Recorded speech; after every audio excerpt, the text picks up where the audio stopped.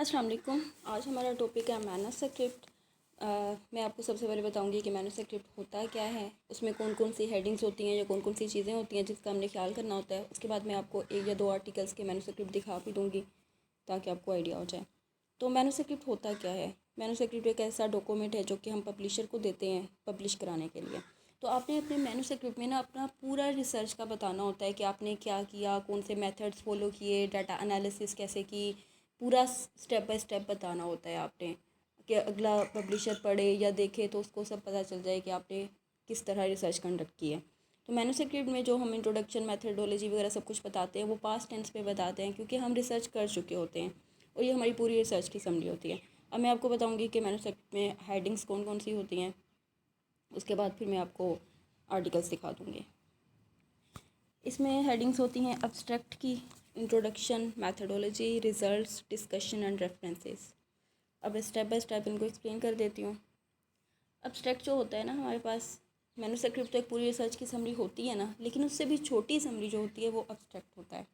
मैं आपको दिखाऊंगी लास्ट में आर्टिकल तो आपको समझ आ जाएगी। उसमें भी हम इंट्रोडक्शन थोड़ा सा बताते हैं कि हमारी रिसर्च है क्या, मेथड्स का बता देते हैं, बिल्कुल शॉर्ट ऑब्जेक्टिव्स। कुछ जर्नल्स की रिक्वायरमेंट होती है कि एब्स्ट्रैक्ट में ऑब्जेक्टिव्स लिखे, कुछ की नहीं होती, तो आप जर्नल के अकॉर्डिंग देख लेंगे।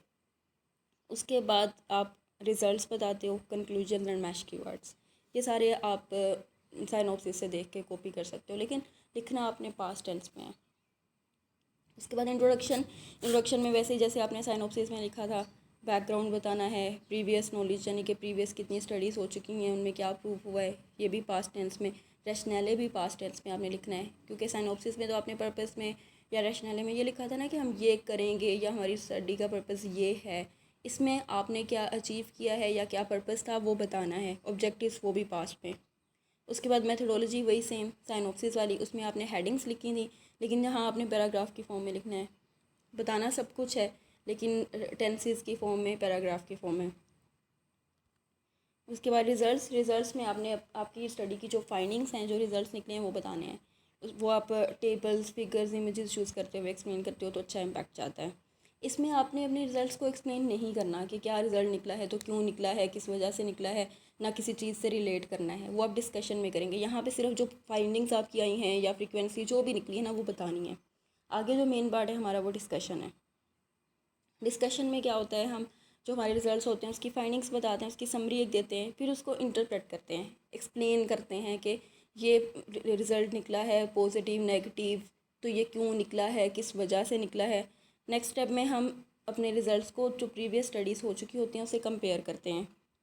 मतलब अगर हमारा रिज़ल्ट किसी प्रीवियस स्टडी से वेरी कर रहा है तो हम उन्हें एक्सप्लेन करते हैं कि फ़लाँ जगह रिसर्च हुई थी, उसका ये रिज़ल्ट निकला था, उनकी फ्रीक्वेंसी ये निकली थी, उनका ये एसोसिएशन निकला था, लेकिन हमारा ये निकला है, क्यों निकला है, क्या रीज़न्स हो सकती है, वो बताते हो।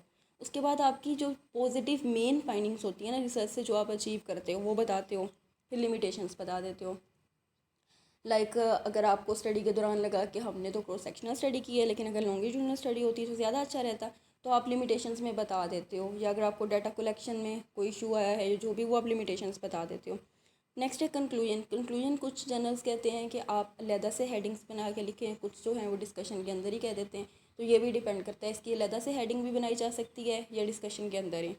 रिकमेंडेशंस, कुछ जर्नल्स इसकी भी अलग हेडिंग बनवाते हैं और कुछ जो है वो कहते हैं डिस्कशन के अंदर ही आप दे दें। तो रिकमेंडेशंस में आपने अगले जो आने वाले रिसर्चर्स हैं उनको कोई क्लू देना होता है कि अगर आप इस मेन पॉइंट पे रिसर्च कर लें जो कि हम नहीं कर सके तो it will be good.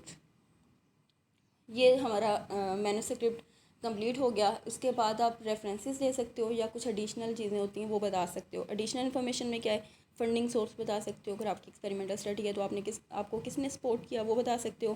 Conflict of interest यानी कि कौन सी मेन चीज़ थी जो कि आपको रिसर्च के दौरान मिली, या किस ऑथर ने कितना कंट्रीब्यूट किया। या फिर आप एक्नॉलेजमेंट्स में किसी का नाम मेंशन कर सकते हो। अगर आपने डाटा एनालिसिस खुद नहीं किया लेकिन किसी सॉफ्टवेयर एक्सपर्ट से या किसी कंप्यूटर एक्सपर्ट से करा लिया तो आप उसको एक्नॉलेज कर सकते हो। टेबल ऑफ कंटेंट्स बता सकते हो कि आपकी रिसर्च में आगे क्या क्या है। लिस्ट ऑफ एब्रीवेशंस बता सकते हो।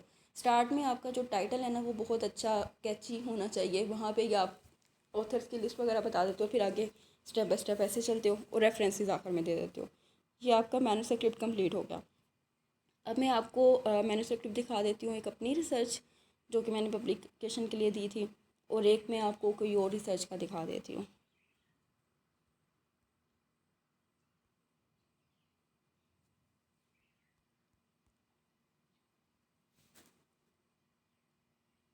हाँ, ये एक रिसर्च है पोस्टमार्टम डिप्रेशन पे।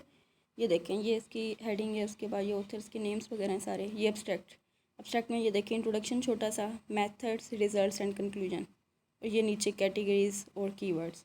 उसके बाद आपका मेन जो मैन्युस्क्रिप्ट है वो स्टार्ट होता है इंट्रोडक्शन। ये देखें इंट्रोडक्शन है सारा, फिर मटेरियल्स एंड मेथड्स, रिजल्ट्स में ये देखिए इन्होंने टेबल्स वगैरह बनाए हुए हैं। उसके बाद discussion, conclusions and additional information, इन्होंने कंक्लूजन की हेडिंग ज़्यादा बनाई है। उसके बाद रेफरेंसेस हम वैंकूवर स्टाइल में देते हैं। ये क्यूरियस का है आर्टिकल।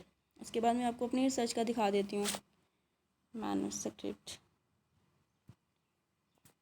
ये देखें, इसमें भी सबसे पहले हेडिंग है, फिर ऑथर्स के नेम है, एब्स्ट्रैक्ट में इंट्रोडक्शन, मेथड्स, रिजल्ट्स, कंक्लूजन्स, मैश कीवर्ड्स। उसके बाद ये इंट्रोडक्शन है, मेथड्स, रिजल्ट्स, इसमें ये देखें ग्राफ्स वगैरह बनाए हुए हैं।